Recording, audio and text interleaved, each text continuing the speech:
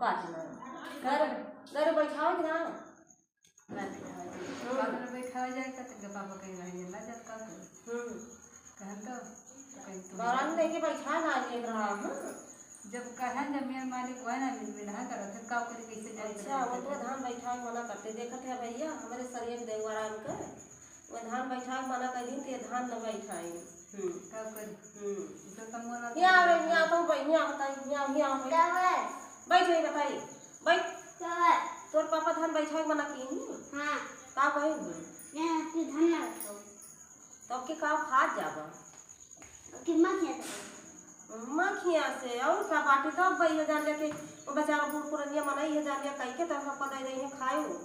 दे जा अब पढ़ाई कर रहा है कि नहीं कर रहा है का लिखे हो